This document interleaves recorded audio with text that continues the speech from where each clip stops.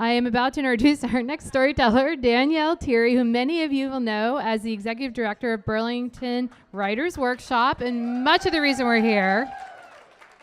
Yeah, she rocks, right?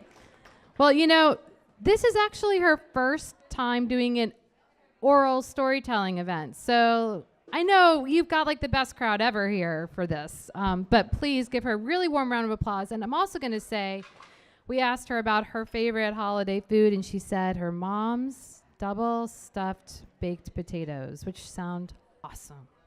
Come on up, Danielle. Let's give her a round of applause. It's a really, really, really close. Okay. It's going to be weird. The whole thing's weird. All right. I'll go with the weird. All right. Well, thank you, Jen. And thank you to Dina for encouraging me to do this, and also for not revealing the lineup to me until after I said I would.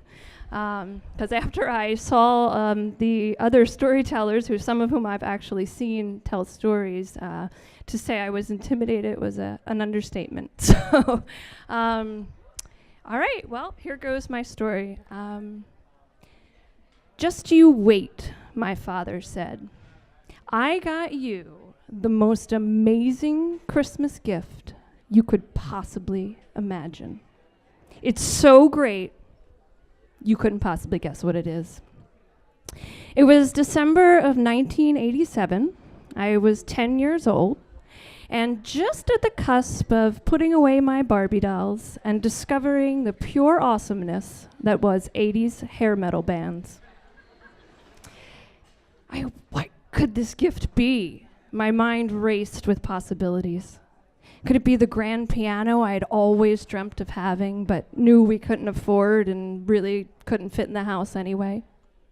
Could it be tickets to see my favorite band in concert, Def Leppard, whom my father, in his never-ending attempt to get under my skin, had renamed the Dumb Lepers? Who knew? With Dad, anything was possible. He was that guy. We all know one. He hadn't come from much. He had grown up in the smallest of rental homes in Northwest Philadelphia. He was born the third child of a very cold mother and an even colder father, who died when Dad was 16 and left nothing more than a bar tab so large it almost broke the family until the fellow bar patrons took up a collection and paid it for my grandmother. Dad had dropped out of high school his freshman year, worked in a factory for a few years until he got drafted off to Vietnam. But everywhere he went, and no matter how crappy the circumstances were, he managed to carve out this persona for himself. In his neighborhood, in his job, in the army, even in my mother's big Irish Catholic family, where there was certainly no shortage of personalities. He was the one that was truly larger than life, the one with the most ridiculous jokes, the wackiest ideas, the wildest pranks, the biggest dreams. He was the one who could seemingly pull a party out of nowhere. He was a party unto himself. And he could make you stay no matter what you had to do the next day for one more story, one more song, just one more beer. So I was his only child, and he was a man who really had absolutely no idea how to be a father, certainly no example. So I became kind of the sole subject in his grand parenting experiment. And he went all in on that experiment. He really, really loved to make me happy and to make himself laugh. Perhaps nowhere was this more obvious or more vivid than Christmas. He was the master of Christmas gifts. I think the best to date at that time was the year that I was 7 years old, and I walked down the stairs Christmas morning to find a scale model replica of our home that he had built for my Barbies. He had saved scraps of wallpaper and carpet for the different rooms. He'd crafted the railing of our little split-level house. He had even made a miniature wooden version of my beloved upright piano, complete with a shrunken Xerox copy of the favorite piece that I love to play, pasted on the front. He also had a penchant for ridiculous Christmas gifts. We were reasonably financially sound, but certainly not extravagant, and there was just me, the one kid. But he wanted Christmas to be big. So he would go around the house and pick up random items and wrap them and put them under the tree so that when I came down in the morning, it looked like there were just mountains and mountains of gifts. This also meant that I never knew when I picked up the next gift if it was going to be the toy that I wanted or the baked beans from the cupboard. Or, the worst one, the toilet brush, used.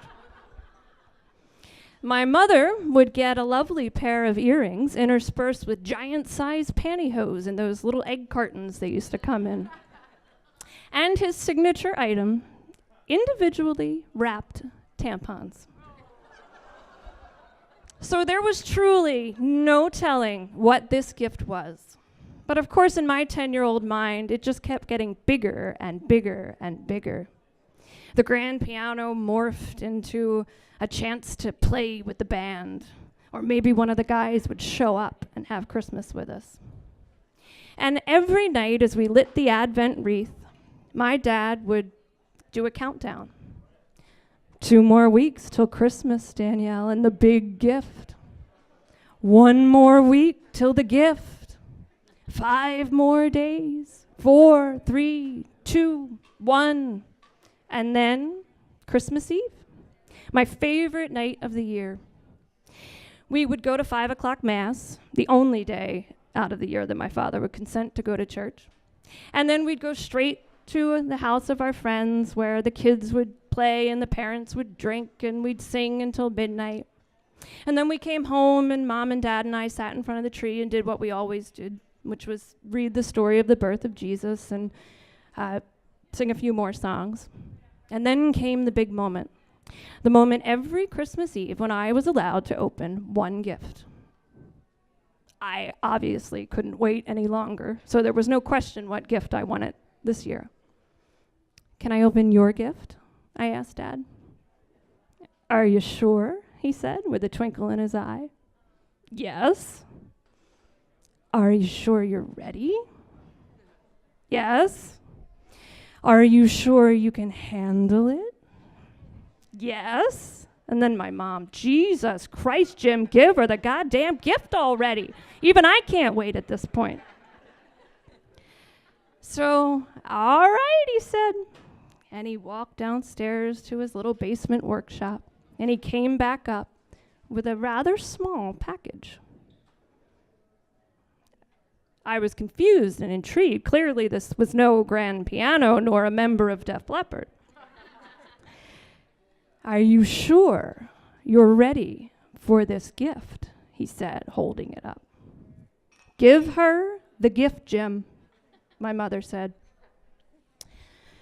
So he handed it to me, and I ripped open the package, and I ripped open the box, and I couldn't wait, and I couldn't believe what I was seeing. There in my hand sat the perfect plaster mold of my father's teeth from the dentist. Jim, how could you? My mom gasped. I burst into tears. My mother ran downstairs, grabbed a poster of Def Leppard and gave it to me. Here, open this. But no amount of 80s hair metal could save me now.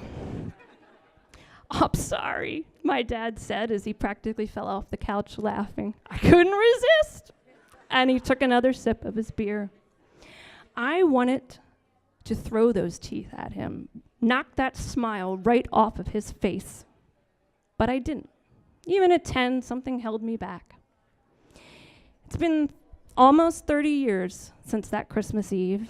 17 years since my father, like his father before him, died way too young from too much hard living.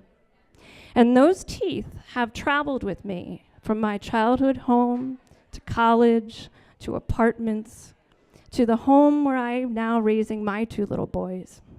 And every time we move, I unwrap them from their brown paper package, and I put the 2 corners of his mouth, or 2 sides of his mouth, on top of each other where they fit not quite perfectly, a little gap between the 3rd and 4th incisor.